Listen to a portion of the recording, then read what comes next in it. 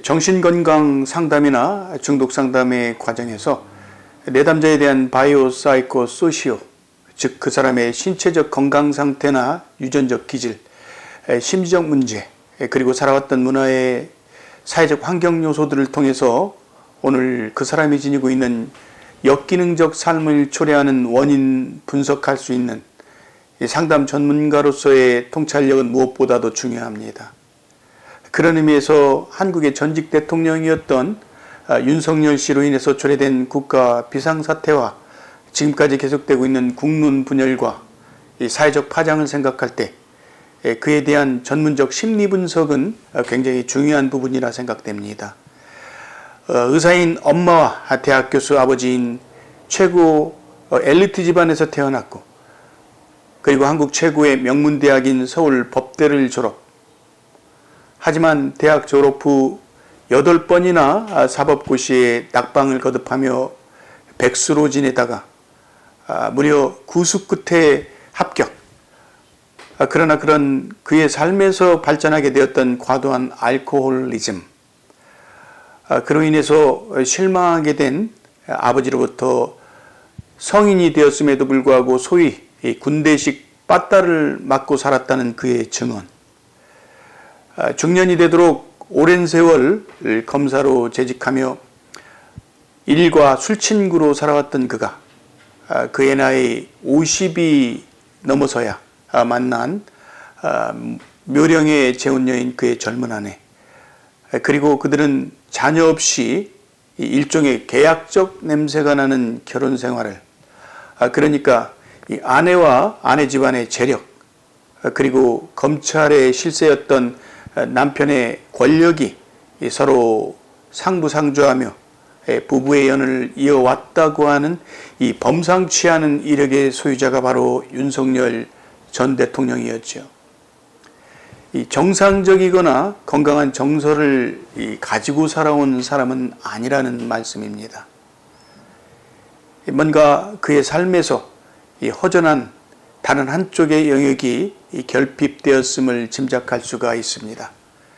한국 사회를 경직되고 권위주의적인 공무원 사회로 만들었던 권위주의와 권력 지향적인 이 검찰의 문화, 젊은 시절 경험했을 이 실패의 아픔, 절망감, 열등감, 그리고 자신을 거부하는 이 한국 사회에 대한 반감과 불만, 이런 이력의 소유자였던 그가 한국 최고의 권력을 거머쥐자 한순간 대한민국이 그의 것이라는 생각을 왜 안 했겠습니까? 지금까지 나온 주변의 증언에 따르면 그가 툭하면 술에 취하면은 나오는 불만이, 내가 말이야 이 새끼들을 한 방에, 그를 둘러싼 정보 강요들이나 한국의 공무원 사회가 그의 수하에서 움츠리고 처신해 왔을 것은 합리적인 추론입니다. 윤석열 대통령, 그는 대통령으로서의 권한을 남용하며 헌법에 위반하는 중대한 범법 행위를 했다는 판결이 현재의 최종 결론으로 공표된 지 벌써 3개월이 지나고 있고, 급기야 6월 3일 대선을 통해서 새로운 정부가 출범했지만 그는 여전히 자신의 죄를 부인하며 법률적으로 도저히 뒤집을 수 없는 이 상황을 받아들이지 않고 있습니다. 그는 지금 그를 지지하던 수많은 사람들이 다 떨어져 나가고 대선도 패배한 이 시점에서도 무엇을 위해서 저토록 고집스럽게 대항하고 있는 것일까요? 아마도 여전히 그는 나 윤석열이 이대로 죽을 수는 없어. 저기 봐. 이곳저곳에서도 나를 지지하는 군중들, 저 충성스런 보수 진영의 투사들이 있는 이 시점에서 머지않아 진실은 밝혀질 거야. 내가 무엇을 잘못했어? 국회를 장악하고 있는 저 민주당 놈들이 국정을 마비시키는 것을 그대로 보고만 있으란 말이야. 나는 그런 꼴 못 봐. 지금도 법정을 드나드는 그의 몸짓에서 애써 위풍당당하며 한국의 언론에 드러내놓고 반감을 표출하며 이 자신을 지지하는 이 한 줌의 시대의 흐뭇한 미소를 던지고 있습니다. 하지만 그와 그의 아내 김건희 여사에게 향하고 있는 이 3대 특검의 칼날은 그들의 턱 밑에까지 다가오고 있는 현실 속에서 이제 전직 대통령으로서의 그가 선택할 수 있는 최선의 길은 과연 무엇일까요? 여러분, 사람이 앞으로도 뒤로도 갈 수 없는 막다른 골목에 처해 있을 때를 경험해 본 적이 여러분이 있습니까? 자신의 삶이 절망적일 때 그 상황을 초래한 자신의 과오는 전혀 생각지 않고 그 원인을 단지 타인이나 상황 탓으로만 돌리게 될 때 이 어떤 결과를 낳게 되죠. 결국은 마지막에는 더욱더 절망감을 느끼며 모든 걸 포기해버리고 마는 심리에 빠지게 됩니다. 아무런 도움을 찾지 못하게 되지요. 하지만 말입니다. 그 절망의 그 순간에 자신에게 가장 솔직한 사람으로 돌아서는 용기와 결단을 갖게 될 때, 그 찾아오는 마음의 자유함을 여러분은 경험해 보신 적이 있나요?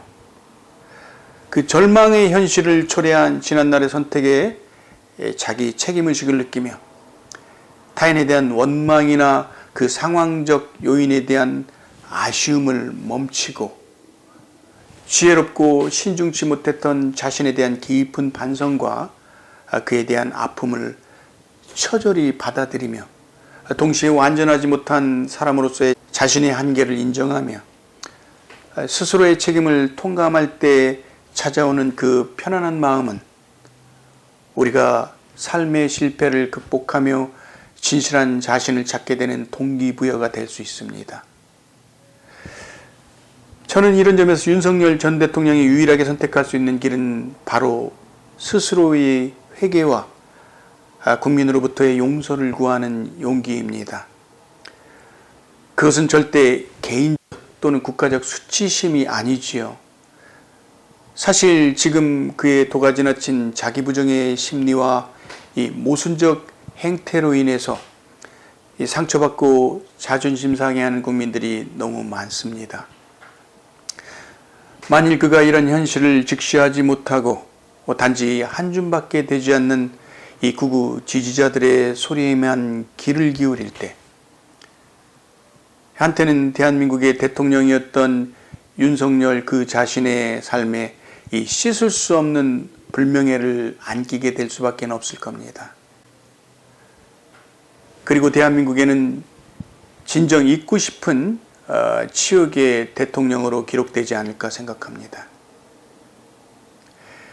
지금 그가 취할 수 있는 이 최선의 선택은 이 전직 대통령으로서의 당당함을 보여주는 결단입니다. 이 자신의 과오를 솔직하게 시인하며 국민께 진정으로 사과하는 이 전직 대통령으로서의 그 당당한 면모를 보여줄 것을 요청드립니다.